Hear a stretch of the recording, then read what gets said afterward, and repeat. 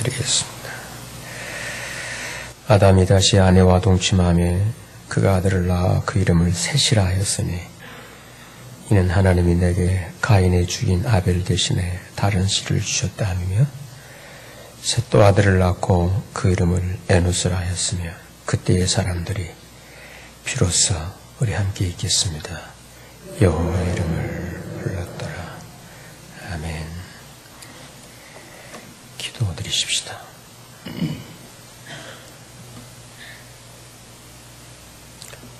여호와 하나님, 오늘 또 이렇게 저희들 여호와 하나님의 이름을 부르면서 여호와 앞에 함께 모여서 예배드리게 해주심을 감사합니다. 진실로 주님의 부르심이 아니고서는 그 은혜가 아니고서는 그 눈물이 아니고서는 그 생명이 아니고서는 부를 수 없고 나올 수 없는 드릴 수 없는 귀한 삶을 저희들로 하여금 살게 하신 주님이시여, 이런 하나님 나라의 백성의 삶을 살아가는 저희들에게 영육간에 그리고 신령한 은혜로 역사해 주시기를 구합니다. 우리의 힘으로는 불가능합니다. 울어도 참아도 힘을 써도 이길 수밖에 없는, 내 동 열심히 해놓고 또 드러나는 것은 내가 아니라 주님일 수밖에 없는 그런 육적인 우리들, 그럼에도 불구하고 저희들을 포기하지 아니하시고 유기하지 아니하시고 다시 부르셔서 오늘 이 시간도 이렇게 모이게 해주시고 예배드리게 해주신 나의 주님이시여, 사랑하는 주님의 이름을 부르는 영혼들을 주의 손에 올려드리고 맡겨드립니다. 붙잡아 주소서, 다스려 주시옵소서. 어둠의 권세, 세상 것들이 지배하지 않도록 거룩하신 하나님의 영으로 통치해 주소서. 그래서 우리 안에 시작하신 그 구원이 날마다 새로워 영광스러워지게 하시고 열매를 맺어 하나님 앞에 영광을, 그리고 모든 사람에게 즐거움을, 그리고 나의 삶의 존재 이유를 드러내는 우리의 의미 있는 가치 있는 사람다운 우리의 생에 있게 해 주옵소서. 주님, 이곳에 몸된 교회를 이루어서 오늘까지 여호와 하나님의 이름을 선포하고 높이게 해주시고 여호와의 백성들을 이렇게 세워가시는 주님의 이름을 송축합니다. 오늘의 몸된 교회가 있기까지 이렇게 하나님의 축복의 통로로 알게 모르게 은밀하게 자원하는 심령으로 쓰임받았던 하나님의 사람들의 삶을 계속 다스려 주시며 주장하시며 지켜주시며 인도해 주시며 복으로 역사해 주소서. 그래서 하나님 앞에 참 영광스럽게 소중하게 참 요긴한 존재들로서 살아가는 귀한 지체들로 은혜를 더해 주시옵소서.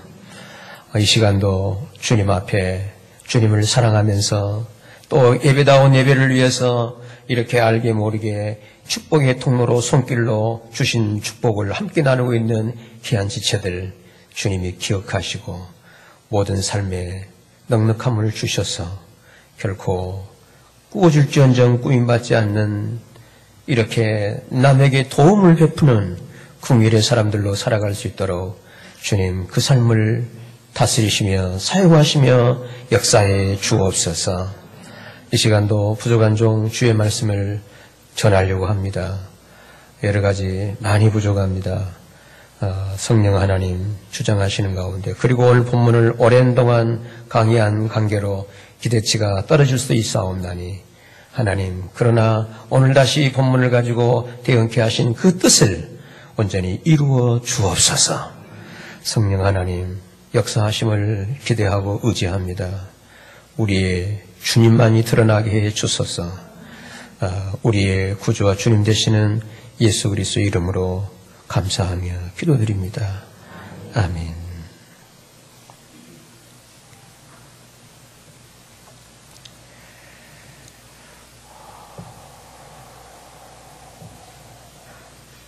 오늘 우리와 함께 하시는 우리 주 예수 그리스도의 은혜와 평강이 여러분과 함께 하시기를 바랍니다.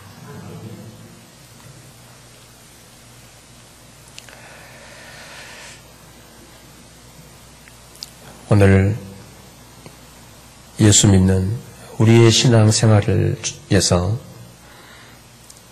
저는 개인적으로 이 예배보다 더 중요한 것은 없다라고 생각을 합니다. 왜냐하면 우리의 예배 생활이 무너지면 모든 생활이 무너지는 것이고요. 반면 예배가 회복되면 모든 것이 회복되어질 수 있기 때문입니다. 그러므로 우리의 예배 생활은 선택의 문제가 아니라는 것이죠. 취사 선택의 문제가 아닙니다. 소위 옵션이 아닙니다. 내게 그 선택권이 주어지질 않았어요. 바로 우리의 예배 생활은 내가 죽느냐 사느냐, 죽을 것이냐 살 것이냐의 생존의 문제로 하나님께서 내게 주어진 하나의 미션이라는 거죠. 사역이라고 하는 것입니다. 삶이라고 하는 것입니다.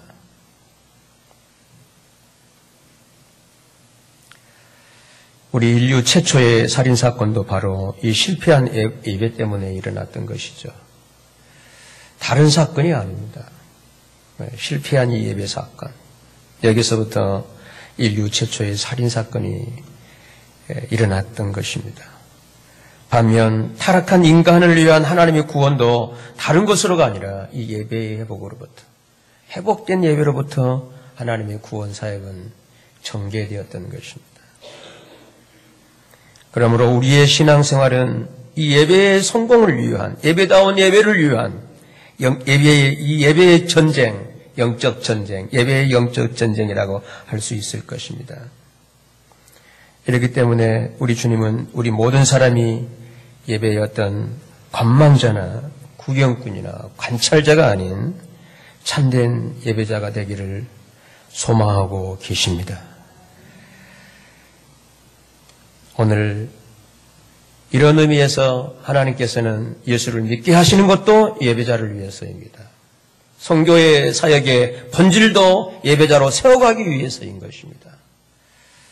구원을 받는 것도, 예수를 믿는 것도, 신앙의 본질도, 구원의 본질도 바로 이 예배자에 있습니다. 예배자는 하나의 신앙생활의 한 순서가 아닙니다. 행사가 아닙니다. 신앙생활의 중심인 것입니다. 우리는 그러므로 예배를 통해서 우리의 생명의 하나님 되신 그분을 누리게 되는 것이고요.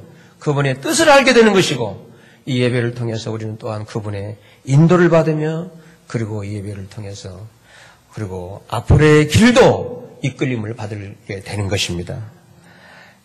이러한 예배자의 삶을 위해서 하나님께서는 우리를 예수 그리스도의 생명으로 다시 태어나게 하셨고요.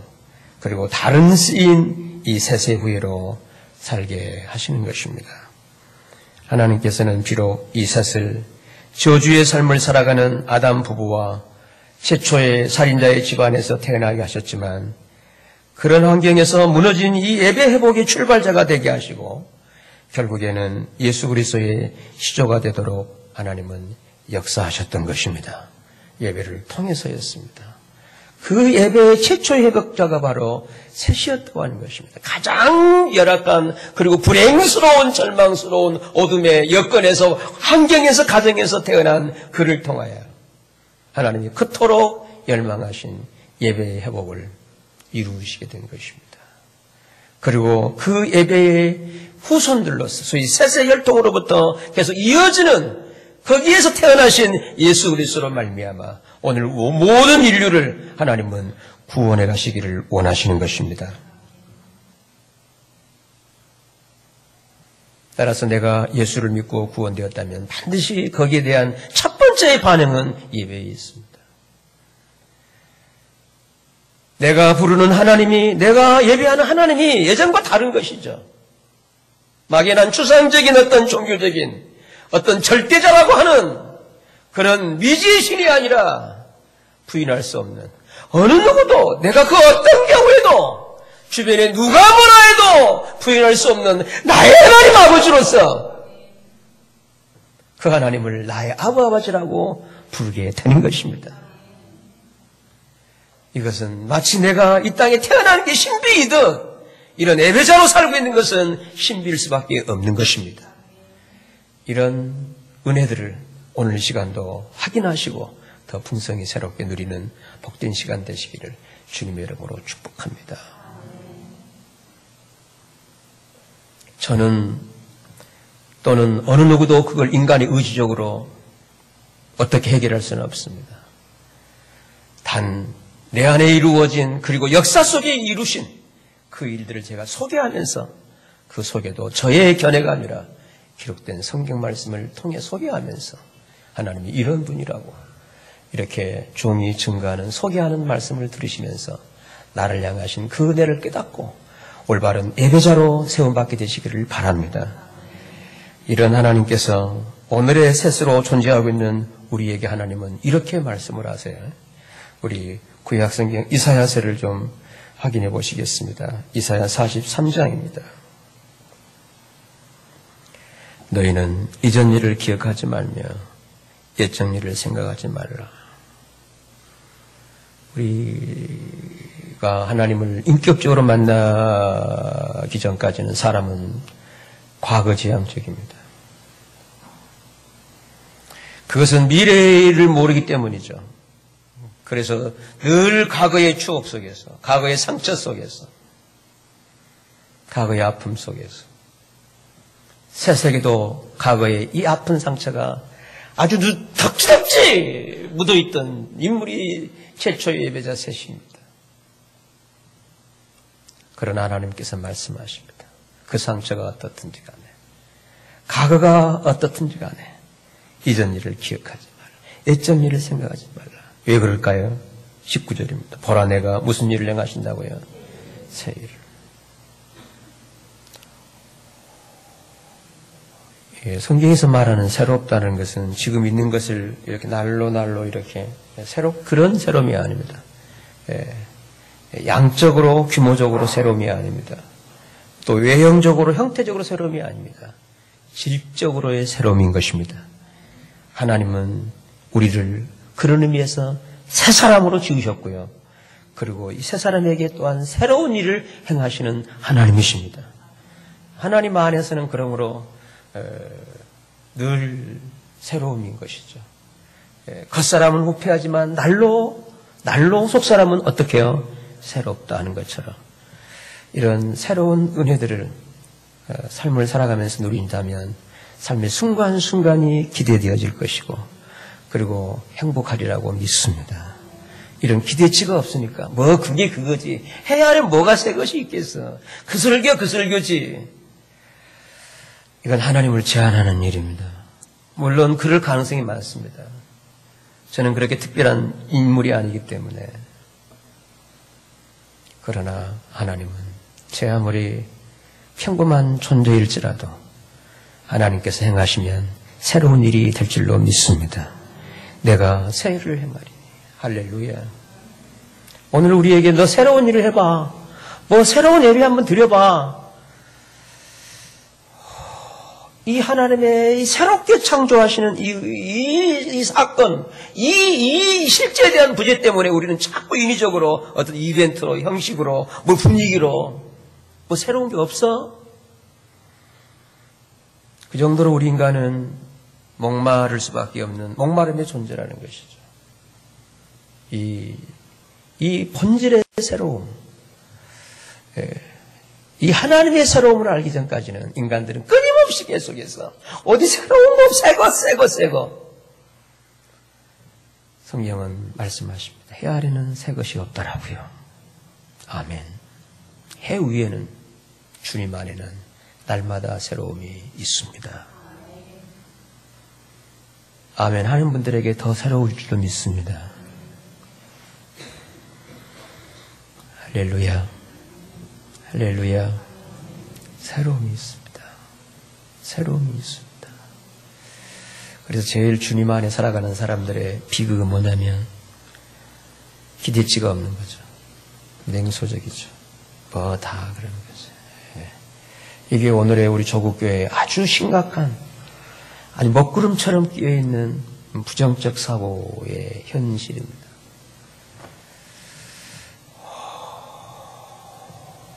안타깝죠. 그러나 환경이나 조건 바라보면서 단정하지 마시고 오늘 또 내가 예비하는 나의 하나님은 새로운 일을 행하신 하나님으로 믿으시고 새 일을 기대하시는 우리 모두가 되시기를 바랍니다. 내가 새 일을 행하리니 이제 나타낼 것이라. 너희가 그것을 알지 못하겠느냐. 정령이 내가 광야에 몰래고요. 여러분, 광야에는 길이 없어요. 그리고 사막에는 강이 없잖아요. 그 끝난 현실이에요. 근데 거기에 길을 내시고 강을 열어가십니다. 그 결과 그 현장을 목도하는 사람들에게서 어떤 현상이 있겠나요? 점점 할 말이 없어지는 것. 이것입니다. 이것이 살아계신 하나님을 경험하는 사람들의 공통점입니다. 점점 그분 앞에서 뭐가 없어진다고요? 할 말이 없어져요. 말이 많아지지 않나요? 여러분, 하나님 안에서 말이 자꾸 많아지는 것은요, 잎만 무성한 무화과 나무처럼 뭐만 무성한 나무가 되나요? 그 잎은 잎사귀가 아니라 그 잎입니다. 그 잎. 조심하셔야 돼요. 결코 체념하지 마시고 경험되지 못한 것, 내가 깨달아 인식하지 못하는 부분, 그것 또한 이런 시간을 통해서 기대하시면서 하나님의 일하심을 주목하시기를 바랍니다. 그러면 점점 할 말이 없어져요. 그러면 사람은 깊어지는 것이에요. 이런 내공이 없기 때문에 약하고 가벼워지는 거잖아요. 찰싹거리고 조금 하나 가지고 그걸 가지고 나대고 피하라고 알리고. 여러분, 이건 참 안타까움이에요. 신앙의 가치와 무게와 그 본질에 대한 결여, 상실이죠. 상실의 결과입니다. 오늘 우리가 누구를 믿는데? 여호와 하나님을 믿는 줄로 믿습니다. 그분의 자녀들입니다. 우리가 누군데요? 우리 하나님이 어떤 분이신데요? 그렇게 값싸게 바겐세일로 도매금으로 안타까워요. 이 하나님 안에서 이런 거룩한 영적인 풍요로움 속에서 이런 풍요를 신약성경 믿음의 사람들은 그렇게 얘기를 해요. 저를 따라서 하실까요? 측량할 수 없으신, 측량할 수 없는 거죠. 그 깊이, 높이, 길이, 넓이를.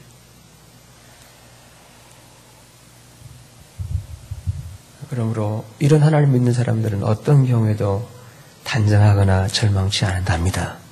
내가 할 수 없지만 하나님은 하실 수 있다라고 모든 상황에서 그 여백을 열어놓게 될 줄로 믿습니다. 여백을. 여러분, 서로 살아가면서 너무 갑박하게 밀어붙이지 마세요. 몰아붙이지 마세요. 서로 힘들어요. 서로 여백을. 그래, 하나님이 이런 나도 여태 기다려줬는데 나 또한 너를 기다려줄게. 그런 분들이 안 계신가 봐요. 늘 그래요. 반면교사를 삼아요.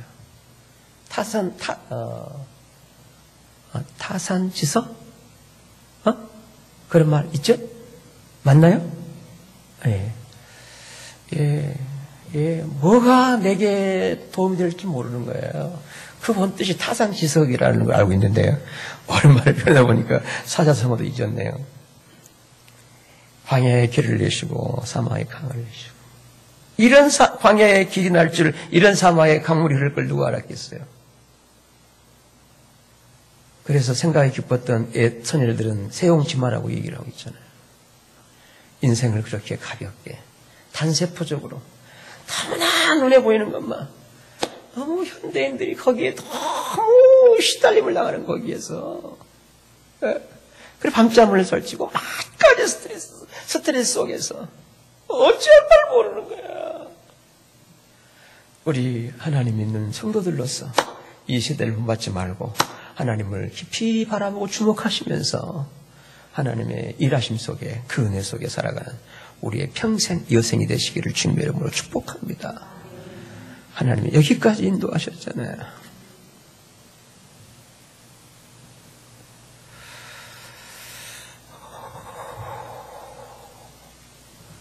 그리고 하나님 말씀하시잖아요.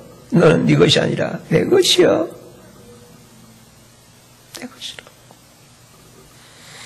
그래서 우리가 방금 부른 찬송이 그랬잖아요. 예수는 그리스도, 예수는 주님.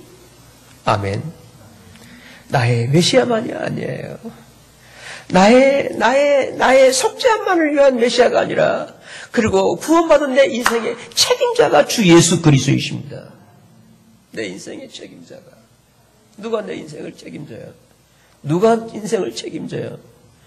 내가 한참 젊을 때는요, 집사람은 내가 책임지지, 내 아내는. 근데요, 나이 들수록요, 누가 책임질지 모르겠더라고요, 앞으로. 생각 안 하신 거예요, 여러분들은? 여러분, 진짜 그거더라고요. 여러분, 그런데 이런 무너질 수밖에 없는, 예? 하나의 그 헛간처럼 텅 빌 수밖에 없는 인간, 나의 인생에, 나의 책임자가 주님이시라고 저는 믿습니다. 나의 책임자예요. 그래서 예수는 나의 주와 그리스도이심을 믿습니다. 나의 주와 그리스도이시잖아요. 이런 주를 믿으신다면 왜 우리는 자꾸 과거에 그런 어떤 나의 실생에, 나의 환경에, 나의 여건에, 나의 상처에, 나의 어떤 그런 게 매여서 귀한 것들을, 신앙은 그게 아닙니다. 늘 미래지향적입니다. 그 어떤 경우에도, 그리고 결론 내리거나 단정하지 않습니다. 하나님의 일하심을 잠잠히 기다릴 뿐입니다. 할렐루야.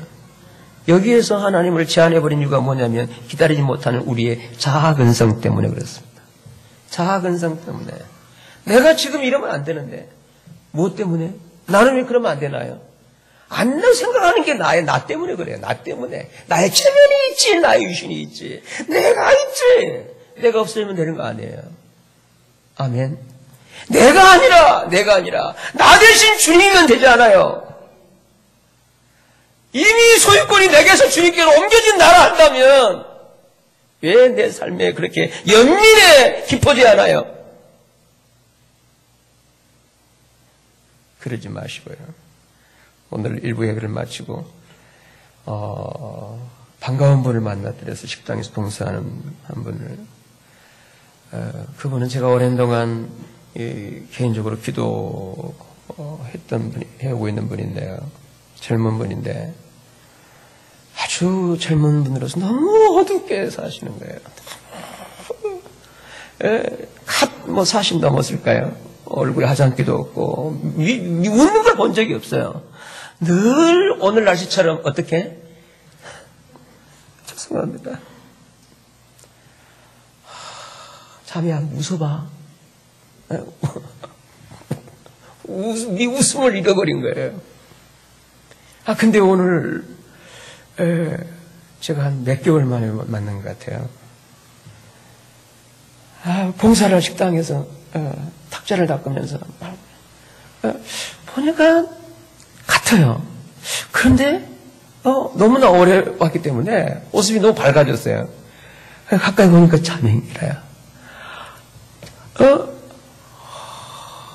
너무 반가워서 악수리했죠. 반갑다. 근데 요즘 어떤데? 목사님, 요즘 약 안 먹어요. 약 안 먹어요. 안 먹은 지가 1년 됐대. 너무 반가워서, 자매야! 처음 만났을 때 얘기했어요. 이건 치료가 아니다. 물론 처음 접하는 분이 그 말을 다 수용하겠어요. 그거를 그 고백이 그거예요. 나 때문이었다는 거예요.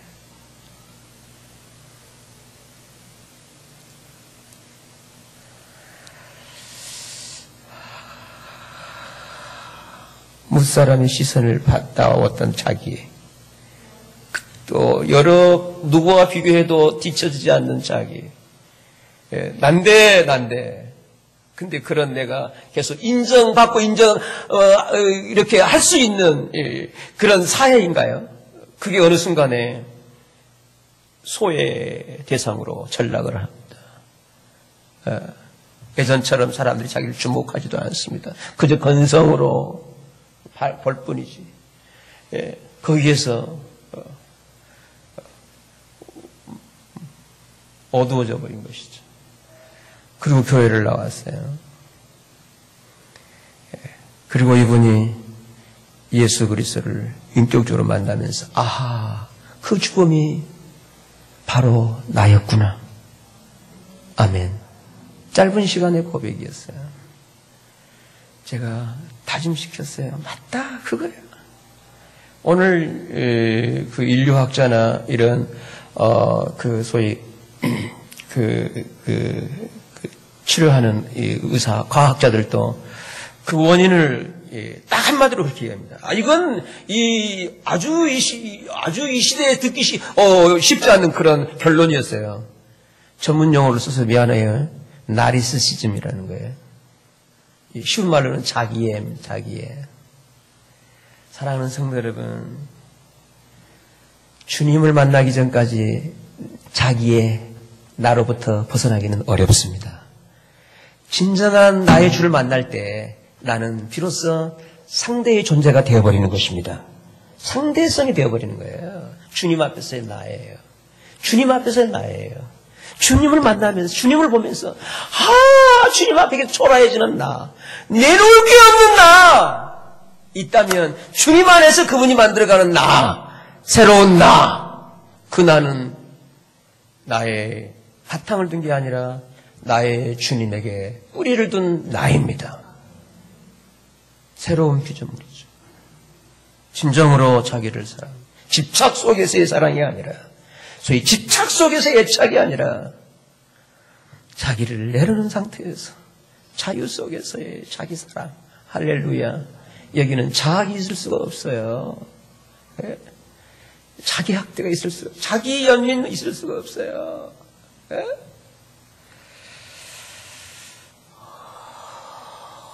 비교급이 없죠. 저런 사람은 저런데 아니에요. 인간의 내면을 알거들랑요. 그 또한 은혜가 필요한 사람으로 알지. 나의 부러움의 대상이 아니라 내가 바라보고 의지하고 송축할 분은 나의 주님이라고 믿게 되는 것입니다. 이 절대치, 절대를 보는 거죠. 상대가 만연해버리는 이런 사회 속에서 이 절대치를 봐버리는 거예요. 그럼 비교급이 없지 않겠어요? 비교해서 오는 비참함이 어디 있겠냔 말이에요. 이런 절대적 주의 은혜를 누리게 되시기를 바랍니다. 그래서 너희는 유전지를 생각하지 말라. 내가 너를 새 일을 행할 것이니 광야의 길과 사막의 강을 낼 것이다. 그래서 20절에 장차 들짐승 곧 시람과 미타조도 나를 존경할 것은 내가 광야의 물들을 사막의 강들을 내어 내 백성 나의 택한 자를 마시게 할 것입니다. 21절 함께 읽습니다. 시작.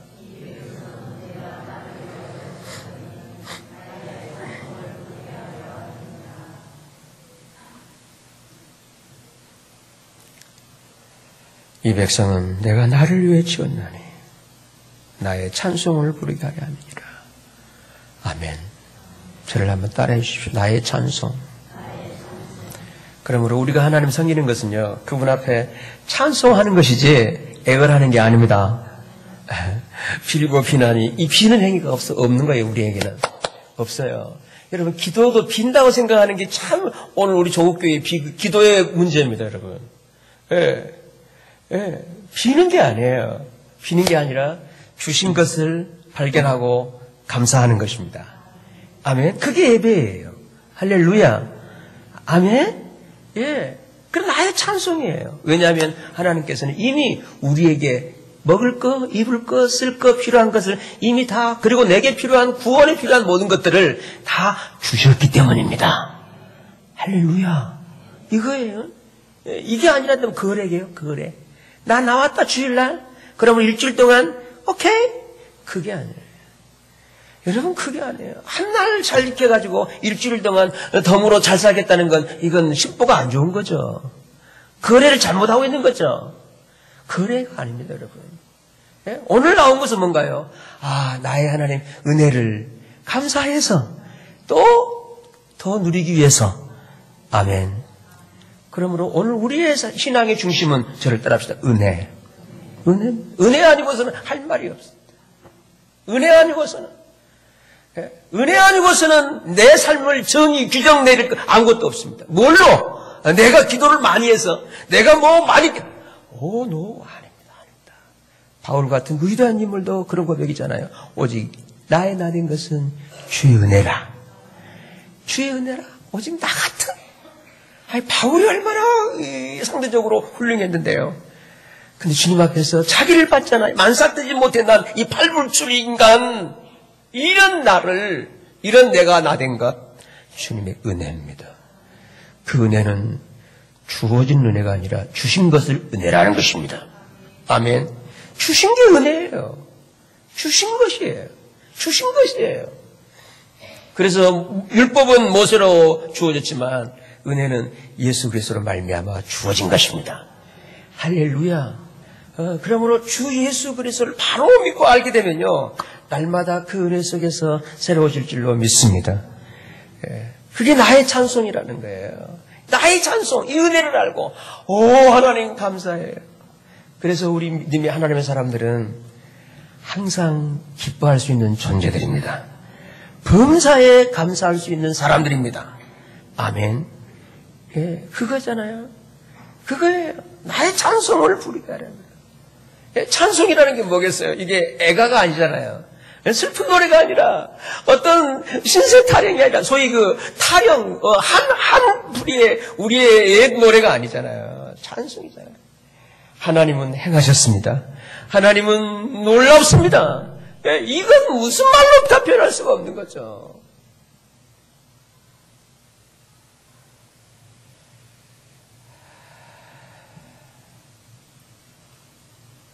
오늘의 예배자들로서, 오늘의 선택된 부름받은 하나님의 백성들을 향해서 하나님 이렇게 너희가 누구한데 이런 자들이라는 거예요.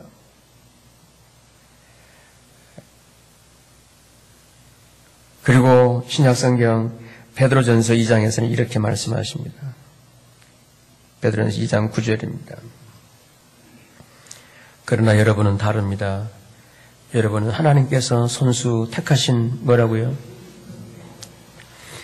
동일한 혈통을 말합니다. 여기 택하신 민족이라는 말은 동일한 혈통, 동일한 계보로 형성된 공동체, 동일한 민족이라는 것입니다. 택하신 민족, 손수, 그리고 왕의 제사장들이죠. 왕의 제사장들입니다. 왕 같은 제사장들. 그리고 거룩하고 순결한 결례이며 하나님의 소유가 된 백성이기 때문입니다. 이것은 여러분을 어둠에서 불러내어 그 놀라운 빛 가운데로 인도하신 하나님을 널리 어떻게 해요? 이거죠. 오늘 여기에 찬양이라는 번역을 옛날 성경에는 선전이라고 되어 있어요. 이 하나님 얼마나 자랑을 하시나요? 어떻게 자랑하시나요? 아니면 어떻게 하나님을 생각하시나요? 오늘 우리 조국교회가 이 하나님을 하나님으로 바로 믿지를 못했어요. 그러다 보니까 여러 받은 상처들, 거기에서 겪는 여러의 아픔들 때문에 하나님 얘기를 잘 못하는 거죠. 마지못해서 이런 감격과 이런 하나님에 대한 열린 마음이 아니라 이런 표현할 수 없는 이런 내 영의 고백으로 이런 반응으로서가 아니라 그저 마지못해서 의무감에 의해서 너무 슬픈 우리의 조국교회의 현실이지 않나 보여져요. 하나님 우리를 이처럼 사랑하신 것, 그것은 바로 너무나 크고 놀라워서 그분을 널리 알리고 소개하고 자랑하고 찬양하기 위함입니다. 이것입니다. 저는 그래서 개인적으로 이런 하나님을 잘 가볍게 얘기하지를 않아요. 그게 저의 하나의 부족한 부분 중에 하나입니다. 저는 이런 하나님을 이렇게 함부로 얘기한다는 게 너무 가치평가절하되는 것 같고요. 그리고 또 그렇게 생각할 것 같으니까 근데 물론 하나님을 알고자 하는 분들은 최선을 다해서 이 하나님의 중심, 핵심, 그 세계로 안내를 해 드리려고 합니다만, 오늘, 따라서 이런 저에게 이런 모임을 인도를 하나님이 맡기셔서 이렇게 여러분들에게, 그리고 사실 이런 저희 교회 분위기가 아니고서는 저는 이제 이런 하나님을 이제 복음의 하나님이라고 그래요. 율법의 하나님이 아니라. 율법은 모세로 말며 주어진 거잖아요. 복음과 은혜와 진리는 예수 그리스도로 말며 온 거기 때문에 그 율법이 아닌 은혜의 세계를 모르는 분들한테는 이런 얘기를 하면 영 썰렁한 거죠. 안 통해버린 것이죠. 늘 하나의 율법적 관점에서, 율법 신앙에서 늘 이거예요. 율법이 필요 없는 건 아니에요. 율법이 있는 이유가 뭐냐면 인간은 하나님을 찾을 수밖에 없는 존재라는 걸 인식시키기 위함이라는 것입니다. 내 인간에게는 메시아가 그리스도가 필요한 존재일 수밖에 없다는 것을 자각시키게 준 게 율법이라는 거예요. 그걸 통해서 내가 이게 왜곡된 것이죠. 변질이죠. 그러므로 사실 이렇게 본다면 오늘 우리의 신앙은 여러 부분에서 본래적, 이 원색적 신앙에서 변질된 게 한두 가지가 아닙니다. 이거를 여러분들이 스스로 내게 그런 신앙의 실제가 없다면, 그래서 막연하고 공허해져 버리고 그냥 또 그렇게 또 메말라지고 있다면 변질의 문제로 점검을 하셔야 돼요. 이 본질 자체가 문제가 있는 건 아니에요. 원형이 문제가 있는 게 아니에요. 그게 다른 틀로 변질되어 버려서 부르는 것이죠. 하나님은 오늘의 예배자들로서 오늘의 믿음의 삶을 살고 있는 하나님의 사람들을 향해서 이 말씀을 하시는 거예요. 내가 너희를 어떻게 사랑했는데, 어떻게 구원했는데, 어떻게 해서 오늘 여기까지 너희들을 인도했는데,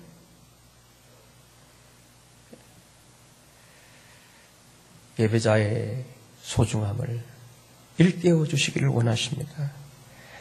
그러므로 이러한 하나님의 부르심을 이런 예배자로 오늘 시대 속에서 이렇게 살고 있는 나라고 믿으신다면 오늘의 내 현재의 형편이나 상황에 너무 집착하지 마십시오.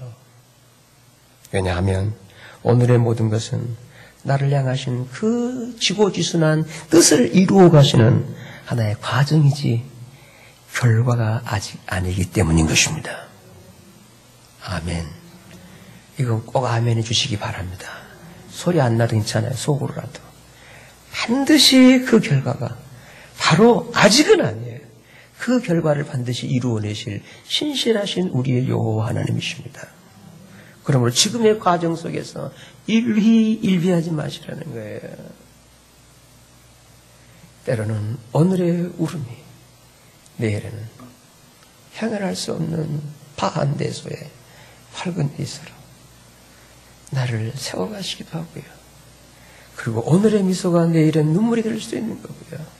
이걸 통해서 우리를 향하신 그 뜻을 하나님은 이루어 가시는 것입니다. 따라서 우리들의 삶이 어려운 처지와 여건에 놓여 있다 할지라도 우리의 여호와 하나님께서는 우리 각 사람을 향하신 그 뜻을 반드시 이루어내시고야 마시는 신실하신 하나님을 저는 믿습니다. 하여 현재의 삶이 남들과 출발점이 다르고 조건이 다르다고 가정 환경이 다르다고 낙심하지 마십시다. 그리고 남들이 인정해주지 않는다라고 해서 자기 자신을 함부로 자학하지 마십시오. 세세 생에도 성경에는 4번밖에 언급이 되지 않았지만 그 귀한 예배의 회복자 아벨 대신해 주신 그 다 무너져버린 끝난 인간의 역사 속에 그 다시 빛을 일구어내신 그 세세생에도요, 딱 성경에는 4번 언급되어 있는데요, 기록된 내용도 매우 짧게 낫다 죽었다라 아주 세상적으로 화려한 어떤 스펙도 없이 아주 단순한 일반적인 것으로 기록되었을 뿐이었습니다. 그렇지만 하나님께서는 그런 세세의 존재와 생애를 통해서 하나님 혈통으로 살면서 첫 예배 회복자로 살아가게 하신 것입니다. 그러므로 우리가 남들보다 유명해지는 것이 사실은 중요한 게 아니에요. 정말로 중요한 것은 오늘의 셋으로 태어난 사람다우게, 오늘의 예배자로 부름받은 사람다우게 그 삶을 그 예배자로 살아가는 것입니다. 아멘. 이것입니다.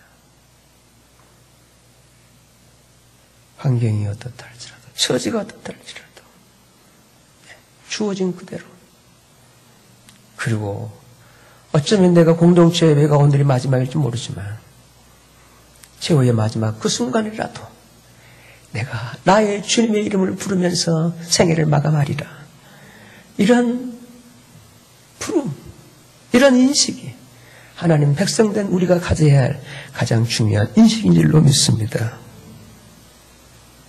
이스라엘의 지도자 모세도 하나님께 바로 그 소명을 받기 전까지는 살인자의 죄명을 뒤집어 썼고요, 도망자의 신세로 나이 80이 되도록 타국에서 처가살이로 살았던 인물이었어요. 그리고 하나님의 사람 다윗도 일국의 왕으로 부름받기 전에는 천한 목동의 삶을 경험해야 했던 것입니다. 그뿐입니까? 우리의 구원주가 되시는 예수님께서도 평범한 목수로서 오랜 생활을 사셨던 분이셨습니다. 그러므로 성도 여러분, 하나님의 사람들은 현재의 형편에 갇혀서 자기 자신을 결코 단정치 말아야 할 것입니다. 왜냐하면 우리 주변의 상황과 형편이 주 안에서는 한 과정일 뿐이기 때문입니다. 과정일 뿐이에요. 기필코 우리의 결론은 해피엔딩인 줄로 믿습니다. 주 안에서. 할렐루야, 할렐루야. 그 삶을 이 땅에서 목도하지 못한다 할지라도 지금 그 이후의 삶을 어떻게 여러분들이 생각하고 계시는데요? 어떻게 생각하고 계시나요? 안 죽고 와서 모른다고요? 여러분, 그렇게 미래가 없는 생각하지 마시고요. 우리 고향 말로는 싸가지 없는 생각입니다. 그렇게 하지 마시고요. 한번 정직하게 나의 실존을 한번 추적해 보시라는 거예요. 어떻게 될 건데요, 그때는요? 죽음 그 이유는요? 예? 어느 세계가 그 세계를, 죽음의 세계를 얘기하고 있냐고요? 근데 오직 성경만이, 주님만이, 하나님만이. 사실은, 그러므로 하나님의 그 중심 뜻은요, 이 땅에 70년, 80년, 어느 정도 인생을 살아가는 그 세월에 무게를 두지 않고요, 이 세월을 가정을 통해서 이루어내실 영원한 삶에 하나님의 뜻을 두고 있는 것입니다. 아멘. 이것입니다. 그러면 이 땅은 그야말로 어쩌면 최고할 수가 있잖아요. 평생을 벗을 수 없는 어떤 고난의 질곡을 살아갈 수도 있겠지요. 그래서 기어이 빚어내시는 그분의 사람으로 세월을 입고자마는 하나님의 그 구원 때문이죠. 이 구원을 믿는다면 오늘의 어떤 존재에 대해서, 어떤 소유에 대해서 사람을 평가하기는 아직 일잖아요. 그렇잖아요. 계속해서 하나님의 일하심을 바라보고, 예. 내가 누군가 하는 것이죠. 그러므로 오늘의 처지에서, 여건에서 우리 믿음의 사람들이 가장 갖춰야 할 가장 귀한 신앙적인 기본 자세는, 저는 내가 지금 이 시대 속에서 부름받은 내가 누구냐, 내가 어떤 존재로 도대체 무엇이 되기 위해서 이렇게 믿음의 사람으로 내가 부름받았는가 라고 하는 신앙의 본질에 대한 자각이라고 해서 생각을 합니다. 저는 그것을 정체성의 확인이라고 부르고 싶은데요. 어느 은퇴 부부께서 은퇴를 하시고 한적한 시골로 내려가서 전원주택을 건축을 하고 실제 있는 일이었습니다. 그리고 잔디도 깔고 또 넉넉한 터 위에다가 이렇게 웅덩이도 파서 이렇게 그 새끼 오리들을 이렇게 분양받아가지고 그 웅덩이 키우는데, 거기에는 어미를 잃은 기러기 새끼 한 마리도 같이 그곳에 이렇게 같이 생활하게 되었더랍니다. 근데 신기하게도 기러기는 다 클 때까지 날아갈 생각을 하지 않는 거예요. 계속 오리들 따라다니면서 뒤뚱거리고 같이 그렇게 오리처럼 이렇게 살아가려고 하는 거예요. 그런 과정에서 오리들과는 너무 달랐기 때문에 모양 다르잖아요. 걷는 것 다르잖아요. 여러 가지 다르기 때문에 기러기와 오리가 같을 수가 없잖아요. 다르기 때문에 늘 거기에서 그 공동체 안에서 왕따를 당하는 거예요. 너는 왜 그렇게 생겼냐? 너는 왜 그렇게 걷니? 뭐 여러 가지로 그들과 같지 않은 것 때문에 겪는 이 왕따. 기러기는 겪고 있었습니다. 그러던 어느 날 그 무리들은 묶여있던 그 집 주인의 개줄이 개가 미쳤다라고도 보던데 이 미친 개줄이 풀리면서 그 개가 막 무자비하게 그 오리들과 막 기러기를 막 공격하는 거예요. 미친 짓으로 막 공격하는 것이에요. 그때 오리들은 막 뒤뚱이면서 걸음 하나를 겨우겨우 도망가는데 기러기는 단번에 날기 시작하면서 창공으로 비상을 했답니다. 이 사건 이후로 사람들은 오리지널을 이렇게 해석을 하게 된답니다. 오리도 오리지널, 오리도 지랄을 보면 날 수 있다. 오리지널. 일부 예배분들에 비해서 시사가 많이 어둡다는 걸 확인하게 됐네요. 이 얘기를 하고 오리지널 했더니 모두가 웃어버리는 거예요. 제가 아주 무안했는데요. 그게 오리지널이에요. 오리도 뭘 보면 지랄하는 걸 보면 날 수 있다. 그게 오리지널이래요. 여러분, 오리도 지랄하는 걸 보면 날 수 있는데 하물며 기러기야 날 수 없겠습니까? 오늘 우리가 누구 묻는데요? 우리가 오리입니까? 기러기입니까? 그런 문제는 자기 정체성의 확인이에요. 따라서 정체성을 상실해버리면 나는 내가 아니에요. 잊지 마세요. 내가 누구냐는 거죠. 내가 누구냐는 거예요. 이건 철학적인 질문이 아닙니다. 신학적인 질문이에요. 내가 누구예요? 근본적인 질문이에요. 신앙의 본질적인 질문이에요. 왜냐하면 당시의 철학자들은 다 신학자였기 때문입니다. 당시에는 신학과 철학이 구분되지 않았더랬어요. 신학이 커지면서 철학이 거기서 나왔던 거죠. 내가 누구라는 걸 모른다면 나는 아닙니다. 나의 정체성을 망각해버리면 나는 아닙니다. 나의 정체성을 상실해버리면 사람은 사람이 아닐 수 있습니다. 성도로서의 정체성을 잃어버리면 성도가 아닐 수 있습니다. 그런데 이러한 정체성의 상실은 자기 존재의 위기를 불러일으키지만 그 위기는 또다시 자기 정체성을 확인해 주기도 한답니다. 그래서 위기를 위험과 기회가 공존한다고 보는 것이죠. 위기, 위험과 기회. 위기, 그게 위기라는 거예요. 위험과 기회가 공존한다고 그랬어요. 그러므로 위기가 경험될 때 얻을 수 있는 가장 귀한 가치는 뭔가요? 자기 자신의 발견이죠. 네. 그 개가 무차별 공격했을 때 위기 상황 아니에요. 그때 나는 날 수 있는 기력이네. 자기 발견이잖아요. 이렇기 때문에 그 정체성을 회복하게 되면 그때부터 위기는 새로운 기회로 하늘을 천국을 그리고 자기 본래적인 자기 본래성 본래 그대로 살아갈 수가 있게 되는 것입니다. 오늘 성경은 우리 그리스도인들의 정체성을 하나님의 다른 쓰인 세세우이라고 말씀하십니다. 아멘. 이걸 여러분께 각인시키고 알려드리기 위해서 제가 지금 4주째, 한 달 동안 이 본문 가지고 여러분과 씨름하고 있고요. 여러분들이 이 본문에 그렇게 눈길이 가도록 계속 그렇게 유도를 하고 있는 것이에요. 오늘의 우리들이 누구라고요?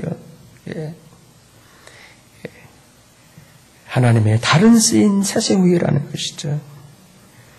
그런데 그 당시의 셋은 오늘 우리보다 어쩌면 더 못한 사람일 수도 있었을 것입니다. 우리처럼 집도 없고 명예도 없고 형제도 없는 사람으로 그저 몰락해가는 폐가에서 태어난 사람이 셋이었습니다. 그러나 하나님께서는 그런 셋의 후손을 통해서 인류 구원의 종착역이 되시는 예수 그리스도를 탄생케 하신 것입니다. 그 결과 오늘 우리도 그 예수에 의해서 셋의 후예로 사라지게 된 것입니다. 이것은 어떤 벼슬을 주고도 얻을 수 없는, 어떤 돈을 주고도 살 수 없는 하나님의 유산입니다. 하나님의 우리에게 주어진 기업입니다.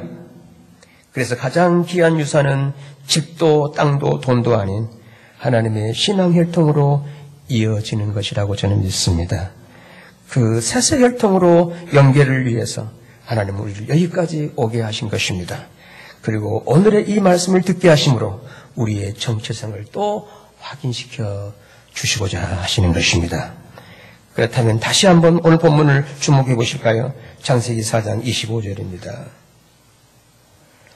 아담이 다시 아내와 동침하며 그가 아들을 낳아 그 이름을 셋이라 하였으니 이는 하나님이 내게 가인의 죽인 아벨 대신에 다른 씨를 주셨다니며 셋도 아들을 낳고 그 이름을 에노스라 하였으며 그때의 사람들이 비로소 여호와 이름을 불렀더라.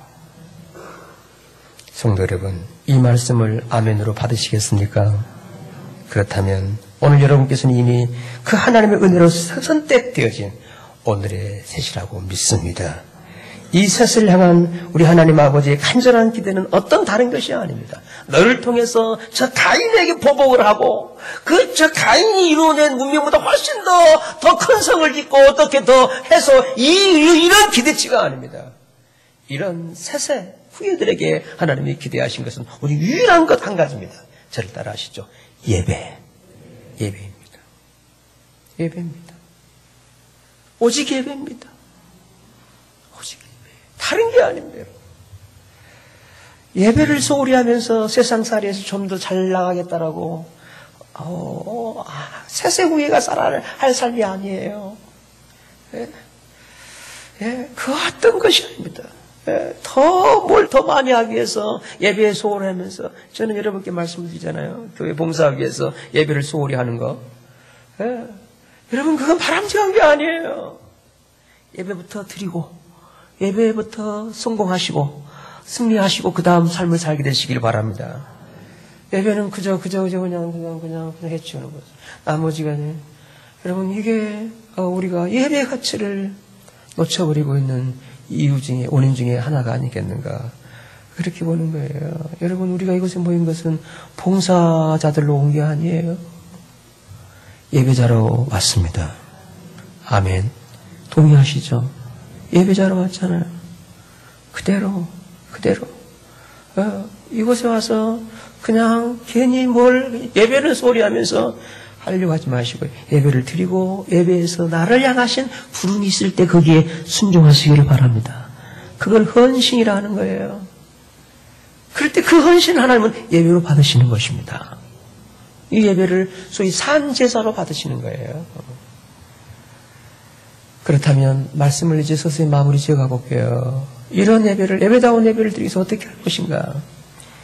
예수님 말씀을 제가 인용해 드리겠습니다. 여러분 다 아시는 말씀입니다만 안다라고 생각하지 마시고요. 제가 좀 더 깊은 본질적 의미를 제가 설명해 드리도록 하겠습니다. 요한복음 4장을 좀 올려주실래요?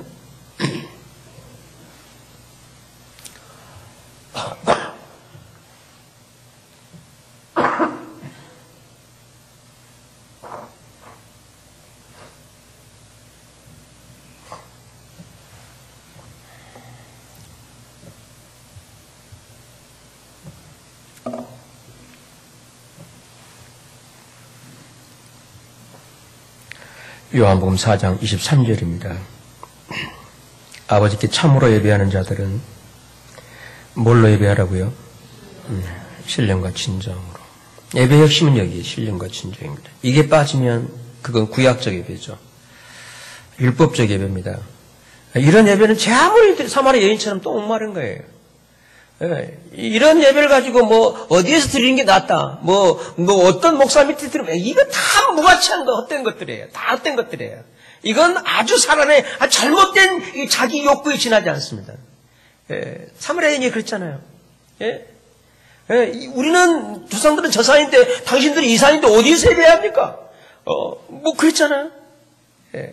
바로 이런 문제를 가지고 있는 여인에게 주님 뭐라고 말씀하시나요? 아버지께 참으로 예배하는 자들은 예배가 참다워지게 되시기를 바랍니다.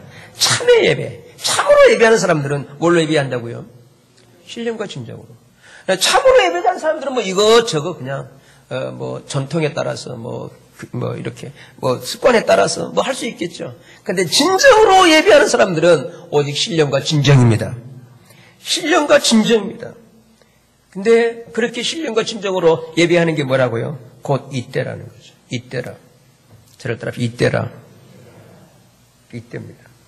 그때가 언젠가요? 오늘 이 시간이 아니라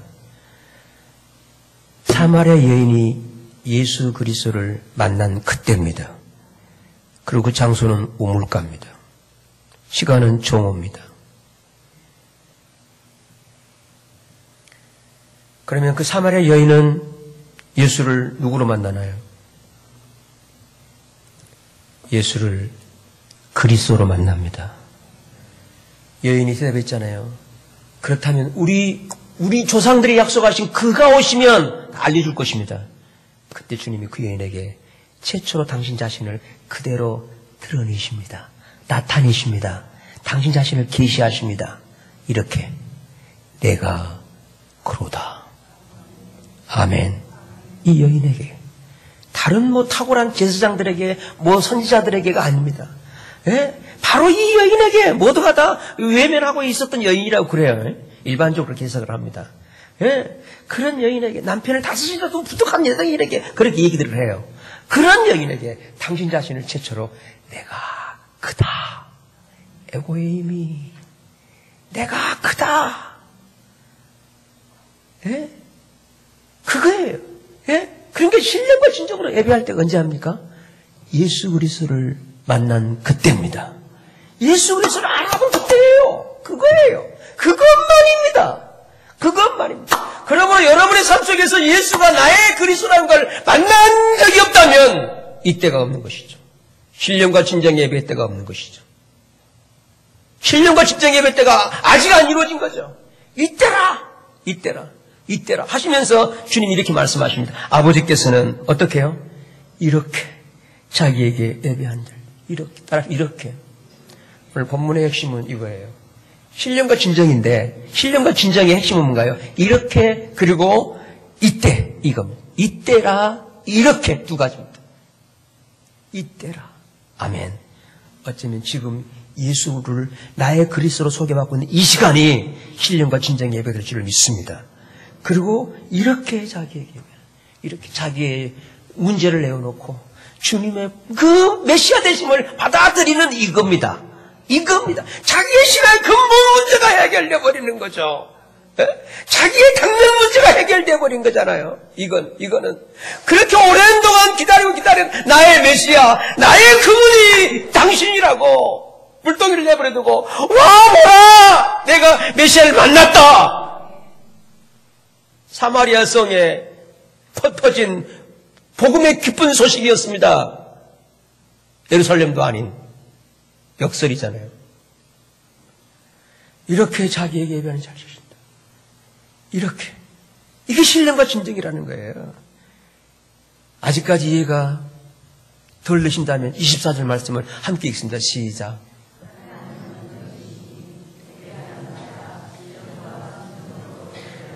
하나님은 영이십니다.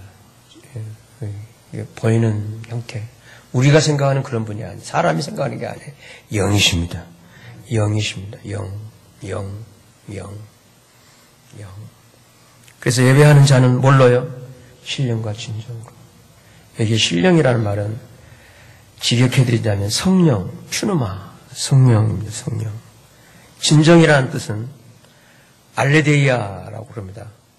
헬라 말로. 뜻이 뭐냐면 원형, 본질, 그 실체라는 뜻입니다. 그러니까 성령과 그리고 실체. 그러면 여러분 예배의 실체가 뭡니까? 성령에 의해서만 예수 그리스도를 안다라고 생각하고 나서 그건 바로 주님을 아는 것으로 정리하시고, 그러면 진정으로 그 소위 실체로, 본질로, 예배의 본질이 뭔데요? 이 당시 구약시대의 제사는 뭐였죠? 뭘 위해 제사를 드리나요? 그렇잖아요. 그리고 그 제사를 할 때마다 늘 드리는 제물은 그 제물의 본체가, 실체가 누구신데요? 그 제물의 실체가 속죄양으로 오신 우리의 영원한 속죄 제물 되신 예수 그리스도이십니다. 그러므로 진정으로 말은 바로 그 주님을 제물 삼아서, 그런 뜻이에요. 제물의 실체이신 예수님에게 나를 연결시켜서, 그게 영적으로, 신령으로, 그 다음에 진정으로입니다.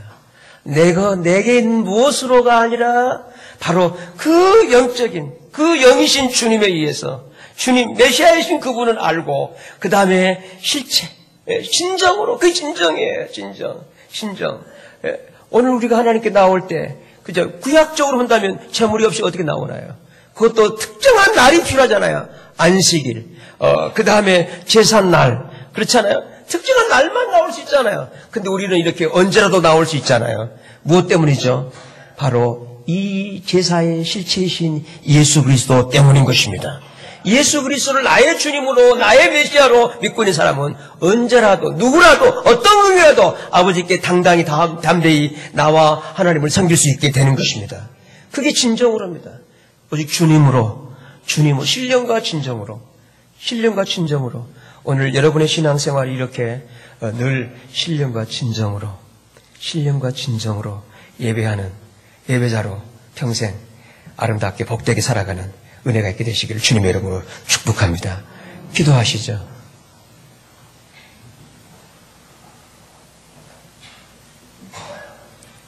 오늘 나의 신앙생활의 여정에서 그 어떤 경우에도 예배에 실패가 없도록 예배에 성공을 하고, 예배에 회복이 있고, 예배에 풍성이 있고, 예배에 그 복이, 그 은혜가 있는 이런 삶으로 계속 사라질 수 있도록 주님 내게 이 신령과 진정의 은혜로 계속 역사해 주시기를 위해서 합심해서 함께 같이 기도를 드리시겠습니다.